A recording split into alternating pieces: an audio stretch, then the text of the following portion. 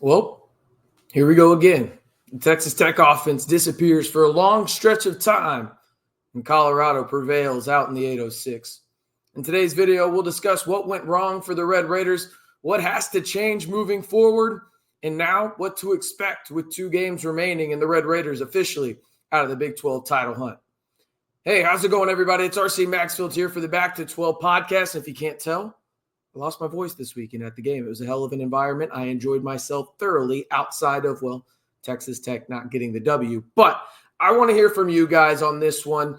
What's your one word to describe this Texas Tech loss to number 20 Colorado? Because I have a lot of thoughts. I had an extra day to get my voice at least somewhat close to right and think about this game and just a lot of nuances in it. But I want to hear from you guys first and foremost, your one word to describe this Texas Tech loss at home to number 20 Colorado.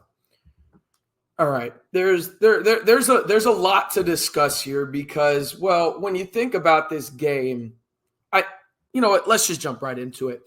Texas Tech came out with a stellar start. I don't think that that's anything new to a Texas Tech fan if you watched the Red Raider offense at all this year. When they have their scripted plays, they look sensational. And that's exactly how they started in this game, going up 13-0 on their first 3 drives. The Red Raiders got 13 points. Probably should have been 17, but it is what it is. They had 139 yards as an offense on the first 3 drives, okay? Now let's get to the doom and gloom aspect of things for this Texas Tech offense. The scripted plays were gone, okay? The Red Raiders had a total of 20 yards offensively for the remainder of the first half, which was 4 drives. Over the next 9 drives, so add extra 5 to those 4 previously mentioned drives, they had a total of 135 total yards, resulting in 7 points. Reminder, they had 139 total yards on their first 3 drives of the game. They did not total that over the remaining 9 up until, I guess they went down and, kind of figured things out. They had a turnover on downs. Then they resulted, just so many frustrating mistakes by Texas Tech. This is a pattern that has been talked about all year long, and it reared its ugly head in the biggest game on the schedule for Texas Tech, because you look at what happened around the Big 12. If Texas Tech wins this game, they are in prime position with 2 games remaining to be playing more than likely BYU and Jerry World for a shot at the Big 12 title. Instead, your offense does what it has done all year long. And again, I know somebody's going to come at me. You sound surprised. No, I don't sound surprised. I'm fucking frustrated. Figure this shit out. There's no accountability on this front. There's nothing from the coaching staff, because if there was some accountability, some changes would have been made and figured out why this is happening over and over and fucking over again. You had every opportunity to win this damn football game. Your defense played well enough, that's for sure. I thought they played phenomenal in the first half. You allowed a Colorado team that is known as a high-powered offense and limited them to 0 points midway through the second quarter and held them to 10 points in the first half. I thought they were great. I thought Tim DeRuyter's team, it was phenomenal. And I say team, obviously unit in the defensive side of the football. As for the offensive side, the offensive line was putrid in this game. I don't know if there's another way to say it. There's a clip going around of Sterling Porsche just whiffing. Absolutely whiffing on 2 Colorado defenders, acting like it was just a breeze in the West Texas night that he felt. He did not know that there was 2 people rushing him at all, right? It felt like every damn time the offensive line needed to step up once, they didn't, specifically in the run game. Emory put this out on Twitter, and you can go check out Emory's great work over on the Scarlet and Black Insider. Taj Brooks had 137 rushing yards in this game. 110 of them came after first contact. By the way, sidebar real quick. 5 minutes into this video, I should have given him his flowers before. Round of applause for Taj Brooks, the all-time leading rusher in Texas Tech program history. And if you come at me with the bullshit, oh, he did it in a loss, what does it matter? It matters a lot. That's a big-ass deal, dude. Period. Shout out to Taj Brooks. Big-time stuff. The offensive line was terrible, though. Period. Another guy that was just not good at all. I don't think terrible is the right word. Behren Morton. He was seeing ghosts out there, and part of that was due to the offensive line. But he was a one-read guy in this game, right? It goes back to the scripted play narrative. He's good when he knows what he needs to do, right? But when there's any adjustments, and this goes back to Kitley as well, this offense seemingly disappears if the run game can't carry them, okay? And I would love to see Texas Tech run something in terms of the run game outside of halfback dive, i.e. straight up the middle, or halfback counter. I would love to see something because it felt like they just didn't do it at all in this game. Okay. And by the way, the run game just didn't exist in the first half. I mean, Taj, it felt like he really wasn't doing much. And then in the second half, they got it going a little bit more. He had a couple of bigger runs because he made some guys miss, no thanks to the offensive line. Yeah. Now let's get into the sequence that I think is just mind-numbingly what the fuck happened. Okay. There was one drive in this game where Zach Kitley called 3 consecutive screens. All right. That pisses me off enough, right? Like, you don't need to call 3 screens in a row. Then they add the cherry on top of this disaster-ass Sunday, and they run a fake punt on their own 31. On their own 31, people. Why? Why do you do that, you may ask? Well, RC, the game's not close. They need to, make something happen. It was 24-20. You punt the ball. Does Colorado go down and score? Maybe. I don't know. But I feel a lot better about the chances of them not scoring in terms of them having to go 80 yards potentially instead of just 31. And they score basically right away. I mean, it was less than a 5-play drive for them. They scored that freaking quick. What are you doing? What was the thought process there? Because I can promise you the book did not tell you to go for that. That was a Joey McGuire decision there, right? And maybe you practice that.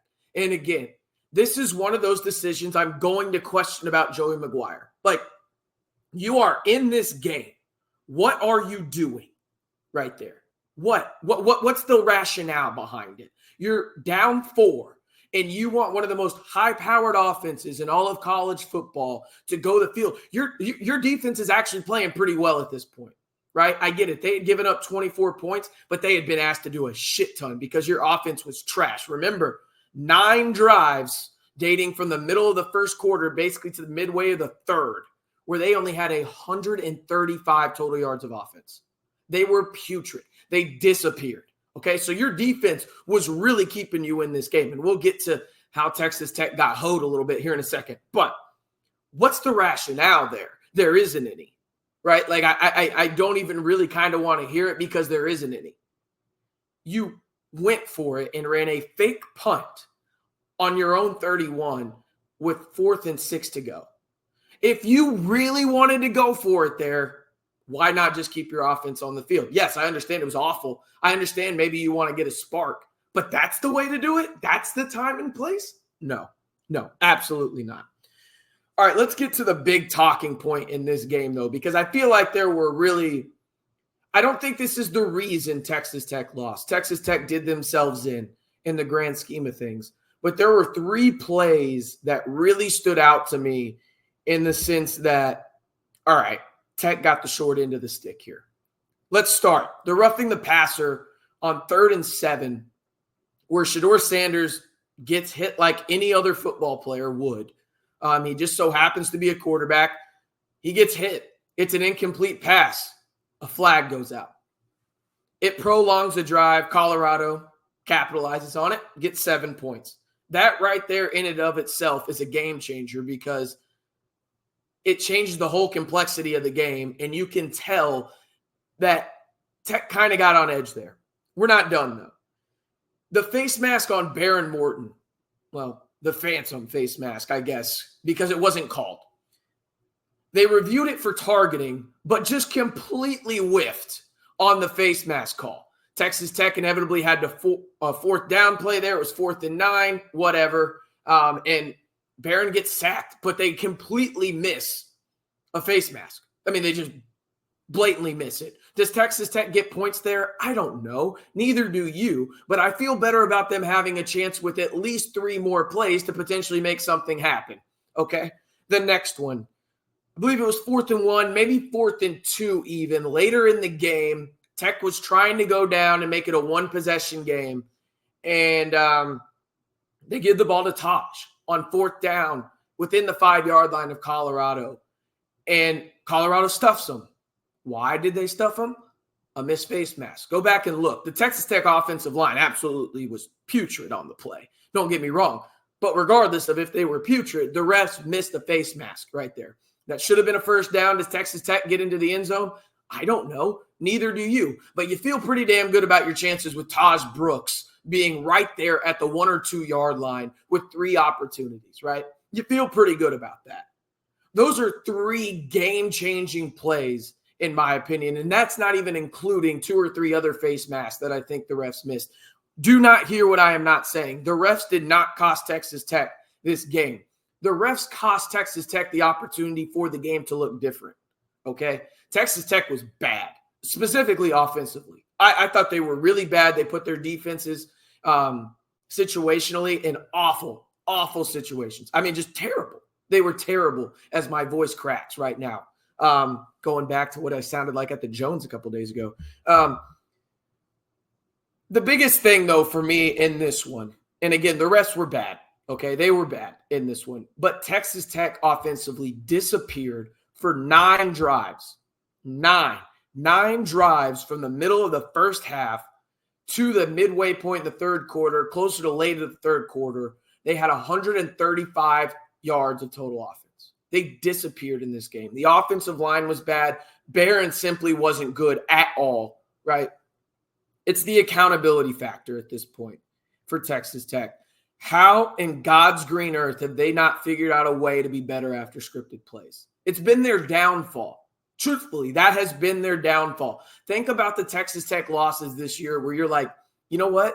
Texas Tech comes out strong and then they just disappear for 35-plus minutes. Think about that. Let's just say Texas Tech wins one of those games.